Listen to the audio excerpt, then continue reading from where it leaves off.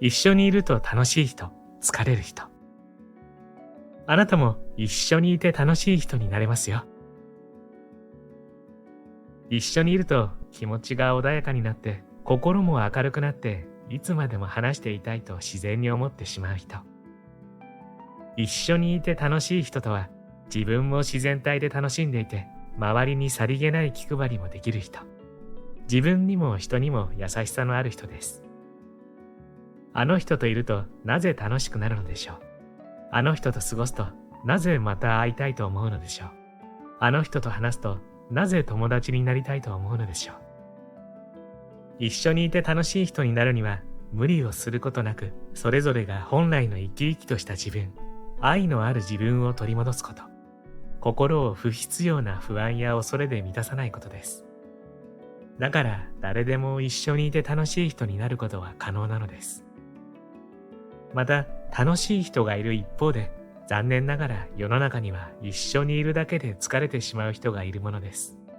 本人には全く自覚がなくても、知らず知らずのうちに相手をぐったり消耗させてしまう人もいます。そういう人はなぜ人を疲れさせてしまうのでしょう。付き合う人を自分で選んでいく時代だからこそ、一緒にいて楽しい人、一緒にいて疲れる人の日々の豊かさはどんどん差がついていくでしょう。あなたは一緒にいて楽しい人になって毎日を楽しみ、人生を謳歌したいと思いませんか？一緒にいて楽しい人、聞き上手より喋らせ上手。年下の人と話をするとき、つい教えたがりになってしまうことはありませんか？ちょっとおせっかい気味に、こうした方がいいよ。仕事ってこうなのよ。なんて言ってしまっていて、はっと気がつくと、相手はぼーっと心ここにあらずといった顔をしている。つまらないのでしょう。そこで自分ばかり喋っていてはダメじゃないかと考えてやりがちなのが、彼氏はいるの？仕事は楽しい？と矢継ぎ早の質問。こういう時、大抵相手は、あ、はい、なんて言いつつ、いくらか引き気味になっているはずです。話が弾む人になるためには、面白い話をしなければいけないとか、沈黙の間を作ってはいけないとか思いがちですが、そんなことはありません。人は自分の話をしている時が一番気持ちがいいのです。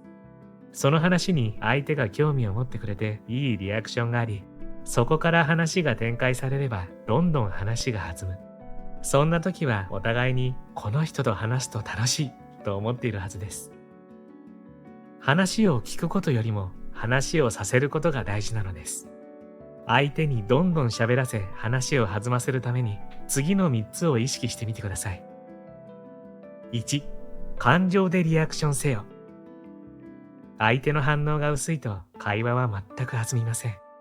言葉でどう返すかよりも、面白い、驚いた、嬉しい、楽しいといった感情のリアクションが会話を盛り上げる合いの手になります。表情と言葉でオーバーなぐらいに感情を表現しましょう。2、すぐに相手に話を振れ。自分の話をしていても相手に話を振ることを心がけると会話は弾みます。楽しい会話のキャッチボールは自分がボールを長く持たないようにできるだけ早めに相手に返すのがコツ。おすすめのフレーズは、〇〇さんはこういう時どうしていますか？〇〇さんはどう思いますか？〇〇さんはそういうことないですか？など。3、相手が話して楽しくなる話題を探せ。自分が好きなこと、得意なこと、成功したこと、興味があることは誰もが話したいし、スラスラ話せるテーマですが、自分からは言い出しにくいもの。こちらからさりげなく振ってあげましょう。一緒にいて疲れる人、気分屋さん。友人が職場の悩みを打ち明けたことがありました。女性の先輩がともかく気分屋。機嫌がいいときは仲がいいのに、機嫌が悪いときはブスッとしたり八つ当たりされたり、振り回されっぱなしでもう会社を辞めたい。一緒にいる相手が気分屋だと大変疲れます。突然機嫌が悪くなられると、何があった？私悪いことした？とおろおろしてしまうこともあります。しかしそこでどうして？と理由は考えなくてもいいのです。理由は大抵大したことではありません。何かイライラすることが積み重なったり、突発的に思い通りにいかないことがあったりして不機嫌になっているのでしょう。次の日には本人もケロリと忘れていることがほとんど。悩むだけ時間の無駄です。相手の機嫌が悪いのは相手の責任。放っておけばいいのです。できることがあるとするなら、そういう人なんだと割り切って、自分が嫌な気持ちにならないのが最善の策であり、防御。むやみに、どうしてそんなに機嫌が悪いのと絡んだり、戦闘態勢に入ったりすると、相手の不機嫌さはますますヒートアップしてキレられることもありますから。同じ空間にいるときは見えないバリアを張って、晩ご飯のメニューでも考えたり、自分の仕事に集中したりしていればいいでしょう。気にしないのが一番。相手は好きで気分屋になっているわけではなく、ただ単に自分の感情を抑えられずに困っているだけの人なのです。失礼ながら、思うようにいかなくてぐずったり怒ったりしている赤ちゃんのようなもので、そうすることでしか対処する術を知らないのでしょう。気分というのは天気みたいなものでもあります。嵐が来たなと思って淡々とやり過ごしていれば、必ず晴れ間が見えてきます。そろそろ来るなという予兆があれば、できるだけ早めに退散したり距離を置いたりと対策も立てられます。お天気の時、つまり機嫌のいい時に一緒にする仕事を一気に進めたり、言いたいことをやんわり言ったりすることもできます。気分屋の人は扱いやすい人でもあるのです。もしもあなたが気分屋気味の時は、同じように晴れの時もあれば曇りや雨の時もあるという対極的な気持ちで構えていればいいでしょう。他人の気分、自分の気分、どちらにしてもあまり深刻にならないことが気分との付き合い方。心配しないで。晴れない天気はないのですから。こんにちは。ハピケンことハッピー研究所の翔です。今回は一緒にいると楽しい人、疲れる人という本をご紹介します。一緒にいると楽しい人って言いますよね。心地よい会話や振る舞いでこっちまで明るい気持ちになれるような人。ずっと話していたいし、また会いたくなるような人。その一方で、一緒にいると疲れる人もいますよね。ちょっとした会話にも気を使うから、できれば離れていたい。あまり関わりを持ちたくなくなってしまうような人。どっちがいいかって聞くまでもなく、一緒にいると楽しい人になりたいじゃないですか。実は、そんな人に誰でもなれるんですって。しかも、一緒にいると楽しい人は、自分自身の人生もたっぷりと楽しめる人なんです。周りからも愛されて自分の人生も幸せに生きられるなんて、こりゃならなきゃ損ですよね。著者は有川真由美さん。50を超える職業経験や40カ国以上の旅行経験など、ご自身の体験や経験をもとにした書籍を続々刊行されており、コンスタントにベストセラーを出し続ける有川さん。有川さんの本はどれも本当に素敵な空気感のものばかり。本チャンネルでもたくさんご紹介させてもらっていて、僕はもう有川ファンと言ってもいいかもしれません。そんな彼女が一緒にいて楽しい人になる方法、一緒にいて疲れる人にならないためのポイントを教えてくれるのが本書なんです。本動画では本書のこの雰囲気をほんの少しだけご紹介したいと思いますので、ぜひ最後までご覧になってくださいね。そして今回も幸せのダイヤモンド探しがございます。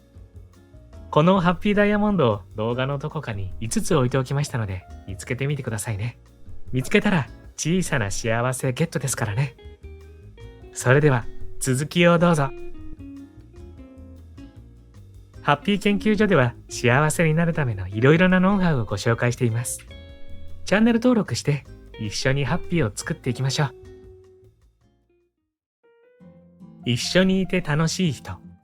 話が途切れたときは敵に近しでリスタート。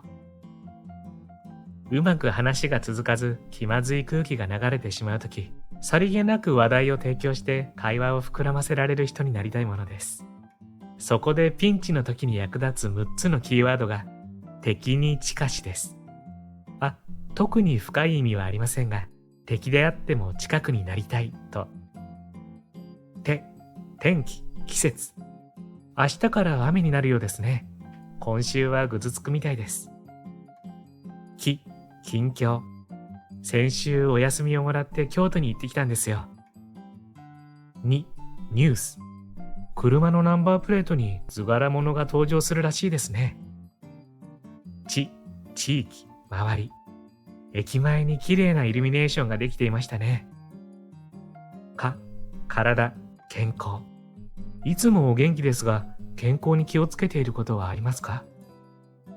趣味、仕事。最近は山登りはしていらっしゃいますか？このように敵に近しと順番に話を進めていくか、この中から良さそうな話題を選んで振ると、あっという間に時間が経ってしまいます。間が空いた時の話し始めは、そういえばとか、あ、そうだとか、ところでとふと思いついた感じで OK。自然にリスタートできます。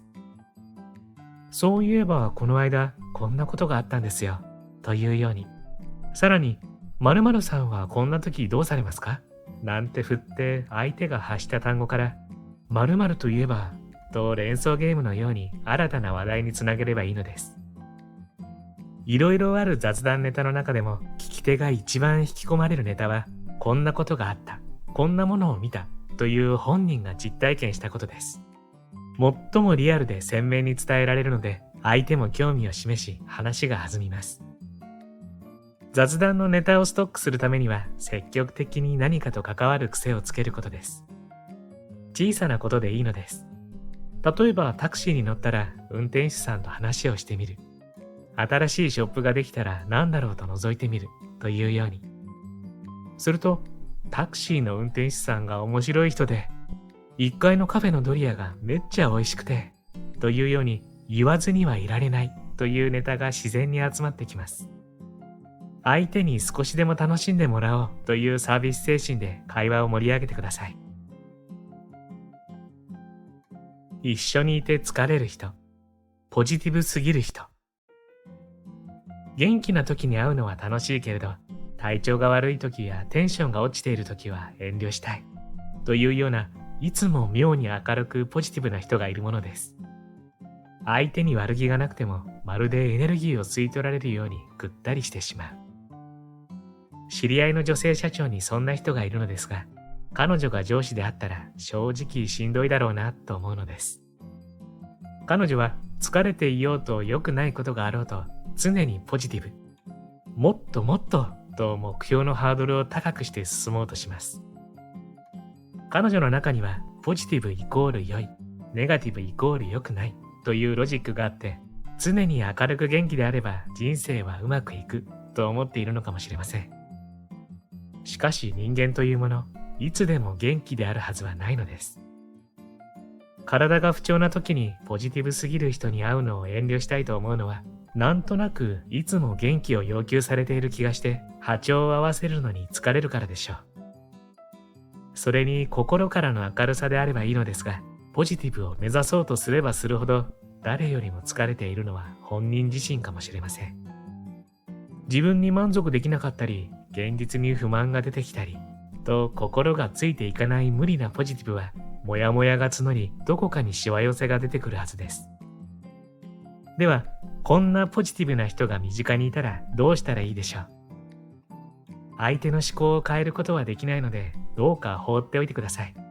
周りの状況を考えることなく、暑苦しいポジティブを押し付けてきたり、無理にポジティブに持っていこうとしたりするときは、一人ポジティブをやっているとでも考えましょう。もしもあなたがポジティブすぎる人だったら、本当のポジティブ思考は全ての現実を認めるところから始まります。ネガティブな感情もポジティブな感情と同じように当たり前にある感情です。大切なことは自分に正直であること。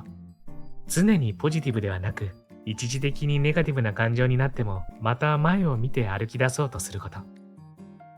ネガティブになったら誰かに口を聞いてもらったり、悲しい時は泣いたりすることでその気持ちは癒されていきます。落ち込んでいる人がいたら、私も一緒よと寄り添うことで救われることもあるのではないでしょうか。一緒にいて楽しい人。何々したいと思ったら5分だけ動いてみよう。気持ちのいい人はフットワークの軽い人、行動力のある人です。私の周りにもサクッと行動してしまう友人たちがいます。それ面白そう。やっちゃいましょう。すぐ〇〇さんに電話して聞いてみましょう。今日行ってみませんか？思い立ったが吉日と次々に展開が変わっていくので、こちらもワクワク元気になってきます。たくさんの経験や情報を持っていて話も面白いのです。ただし完璧ではありません。失敗もあります。例えば、たこ焼きパーティーをしましょうと週末に十数人集めたのはいいけれど、薄力粉を買い忘れたということもあるし、面白そうなボランティアがあると参加したら炎天下で熱中症になったことも。それでも薄力粉は誰かが買いに行ってくれるし、ボランティアではちゃっかり素敵な出会いがあって次の約束までしてしまう。いろいろあっても大抵はまあ良かったねで終わります。チャンスが多く幸運な人というのも大抵フットワークの軽い人のはずです。おそらくフットワークの軽い人というのはなんとかなると思っているのです。それに対してなかなか動けない人は何々したい、でもと考えてしまう癖があるのではないでしょうか。ヨガをやってみたい、でも時間がないし、部屋の片付けをしたいけれどめんどくさい、転職したいがうまくいかないだろう、などとぐずぐず考えていると、心に不安な要素が入ってきて大抵ネガティブな方に向かいます。そしてだらだらと先送りをしているうちにますます腰が重くなり、だんだんどうでもよくなってきてしまうというパターン。そんな様子を見て、ねえ悩んでるうちにさっさとやったらとイラッとする人もいることでしょう。だから考えてから動くのではなく、考える前に少しでも動いてみるのです。ヨガ教室のパンフレットをもらってくる、棚の一部だけ片付ける、転職サイトを覗いてみるというように、小さな行動をするだけでもよしよしと弾みがついて次の展開が見えてきます。私は5分以内にできることはすぐにやってしまいます。一つ実行できたという快感は気分のいい成功体験。5分の成功体験をあれこれ重ねていると大きなことにも挑戦できるような気がしてきます。少しでも動けば心は軽くなります。自分も気持ちがいいし、一緒にいる人も気持ちがいいのです。一緒にいて疲れる人、思い込みの激しい人。思い込みの激しい人は特別な人のように思われがちですが、意外に多く誰でもそうなる可能性があります。もちろん私たち自身も。私は20代の頃、女の幸せは絶対に結婚、仕事なんて適当でいいと言っていました。あの頃の自分をどうしてそう決めつけるのかと一発殴ってやりたいです。一見穏やかな人でも素直な若い人でも、政治や思想、恋愛観など一面においては絶対に何々だと固執して考える人がいます。きっと頭の答案用紙にはすでに丸がついていてひっくり返せないのでしょう。自分で×または三角だと気づかない限りは。思い込みの理由は新聞に書いてあったとか経験したらわかるとか、大抵は突っ込みどころ満載の乏しい根拠ですが、他の考え方もあるよなどと意見を述べようものなら、あなたは知らないだけと激しく反論され、不毛な戦いが待っています。自分を否定する人だと敵視し、さらに堅くなになることもあります。大変疲れます。重要な問題でなければ、そうなんだとスルーするに限ります。思い込みの激しい人は、そう思い込みたいから思い込んでいるのです。例えば、炭水化物ダイエットが一番有効と思い込んでいる人は、そこに希望を見出しているのでしょうし、男は浮気をするものだと思い込んでいる人は、そう考えることで自分を守っているのかもしれません。思い込みの裏側には、感情的な決めつけが見え隠れします。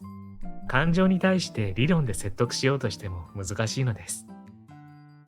もしもあなたが思い込みの激しい人だったら、年齢を重ねると思い込みと柔軟さの差がはっきり出てきます。思い込みの激しい人は頑固になって人を批判したり、よせばいいのに相手を正そうとしたりします。一方、どんどん柔軟になっていく人は、人の話をよく聞き、情報も人も集まってきます。その違いは、待てよ、本当にそうかと常に正解を疑う目を持っているかということでしょう。本質を見ようとする冷静で客観的で柔軟な視点です。私は丸と思っていたけど×だったという数々の恥ずかしい経験をしたので、絶対という言葉は使わないことにしています。自分にとっての丸が他人には×のこともあるし、そもそも正解はないのかもしれません。絶対という言葉を使わないようにするだけでも、思い込みの激しい人になる道は防げるはずです。一緒にいて楽しい人。気持ちのいい人のポイントは、笑顔とゆるさ。ちゃんとしていると思われたい。人に弱みは見せたくないと考えるのは悪いことではありませんが、それが過ぎると自分も周りの人も疲れてしまいます。かつての職場に付け入る隙もないというような優秀な女性上司がやってきたことがありました。おしゃれもきちんとしていて仕事もきっちりこなし、部下のちょっとしたミスもすぐに見つけて指摘する。そんな彼女の仕事ぶりを誰もが評価していたものの、なんとなく近寄りがたく、職場にはピリピリした雰囲気がありました。ところが、ある飲み会の席でのこと、その上司がいきなり髪を振り乱してハードロックを歌い出したのです。何でも子供の頃からずっとファンだったとか。歌はうまいとは言えませんでしたが、いつものキリリとした姿とのギャップにみんな大受け。途端に上司は職場の愛されキャラになったのです。つまり自分を晒してくれることでそこにゆるさが生まれて親しみが持てるようになったわけです。昨今は誰もが仕事において隙を見せないようにしよう、完璧にやろうと頑張る傾向にありますが、それだけでは人間関係は息苦しいものになってしまいます。気持ちのいい人になるには適度なゆるさが必要なのです。今日はハイヒールの靴はしんどいなと思えばローヒールにすればいいし、仕事がきついなと思うときはいくらかサボったり人に甘えたりしてもいいのです。弱音をぽつりと吐いてもいいでしょう。程よく気を抜くことが親しみやすさになって人が受け入れ支えてくれます。よく思われたいと頑張るより好かれるのは皮肉なほどです。もう一つ気持ちのいい人の条件として大切なのは笑顔。単純なことですが、仏頂面をしている人には話しかけたくないけれど、笑顔の人には話しかけやすいでしょう。この受け入れやすさが周りを安心させ、心地よくしてくれます。笑顔は人間関係の潤滑油であり、伝染するのです。多少ハードワークでも笑顔がある職場はストレスが軽減されて雰囲気がいいものになっているはずです。気持ちのいい人になろうと頑張る必要はありません。むしろ頑張らない方がいい。ゆるさと笑顔があれば自分も楽になり、周りの人も楽になりますから。一緒にいて疲れる人、比べたがる人。何かと人と自分を比べて話をする人は結構めんどくさいものです。〇〇さんはいいわよね。それに比べて私は、などと卑下されると、あなただっていいじゃないとフォローを入れなきゃいけない。かといって、私は何々さんよりずっと恵まれているなどと優越感に浸られるのもあまりいい気分ではありません。仕事や収入、学歴、家族、持ち物に至るまで自分より上か下かと比較して敵対心を持つ人は自分もその対象になっているようで一緒にいると心地よくないものです。しかしながら私たちは誰もが大なり小なり人と比べてしまう心の癖があります。隣の芝生は青く見えて自分の立ち位置を確かめたい、優位に立ちたいという心理が働きます。たとえ自信のあることで優越感を持ったとしても、上の人が現れるとまた劣等感と上下の比較を続けている限り心が休まる暇はないでしょう。いちいち他人と比較するとその分だけ疲れ悩みが増えていきます。私もかつてそんな不幸のループからなかなか抜け出すことができませんでした。人と比べて一喜一憂しなくなったのは、人と人を比べる物差しは存在しないと気づいたからです。例えば身長や年齢、出身校、年収などを比較することはできますが、それは一つのポイントに過ぎず、人間そのものを比べているわけではありません。貧困の中にいる人たちが家族を大切にして毎日一緒に笑顔で暮らしていることもあるし、お金を持っていても家族の喧嘩が絶えず寂しさやストレスを抱えていることもあります。一部分だけを見て、あの人はいい、悪い、あの人は幸せ、不幸せとジャッジするのは不可能。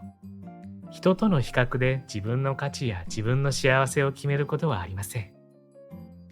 もし周りにむやみに比較したがる人がいたら、その比較は意味がないと考えて気にしないことです。他人の評価は他人の独断と偏見によるものですから。もしもあなたが比べたがる人だったら、目標とする人と自分を比べて、あの人と自分は何が違うのかと成長の糧にしたり、謙虚になったりと自分の人生にとってプラスになる比較であれば、比べることにも意味があります。私はこうなったら満足という自分なりの物差しを持つことができたら、自然に他人と自分を比べることもなくなるでしょう。楽しいことに目を向ける人には魅力がある。近所に住んでいた幼なじみの M ちゃんは20代前半でお見合い結婚。相手に初めて会ったのがお見合いの席。2回目に会ったのが結納。3回目は結婚式という恐るべきスピード婚で遠い町へと嫁いでいきました。M ちゃんは、だって相手もいい人そうだし、と言っていたけれど、まるでポンと新車を買うような決断に、私は気の迷いなのではと心配したものです。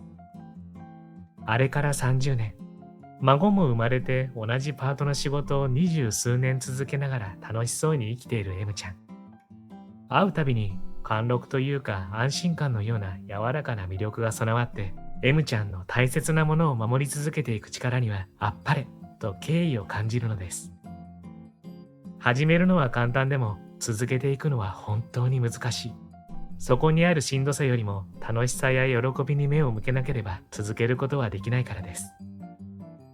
それとは別な次元の話ではありますが、私も本を書いていてつくづく思います。締め切りに追われしんどい状態で書き続けていると、きっと自滅してしまうと。だから、いつまでも書くことを好きでいたい。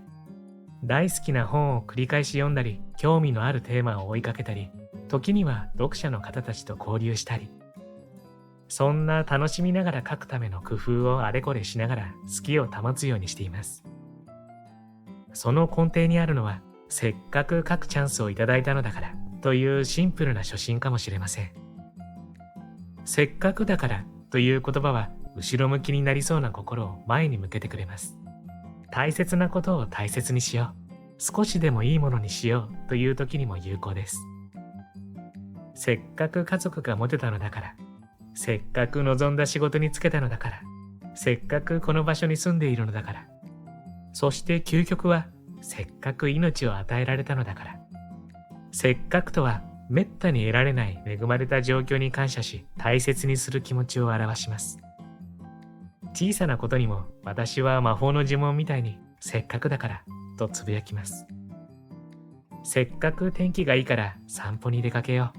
せっかく料理を作るから一味違ったものにしよう。せっかく出かけるのだからちょっとおしゃれしようというように。そんな風に一つ一つの機会を大切にして何でも楽しんでしまおうとすることが自分と周りの人を楽しくする一歩だと私は信じているのです。今回もプロローグ程度のご紹介でしたが、本書の雰囲気伝わりましたでしょうか？一緒にいると楽しい人になりたいですよね。こうやって見ると、一緒にいると楽しい人は自分の人生を楽しんでいる方なのでしょうね。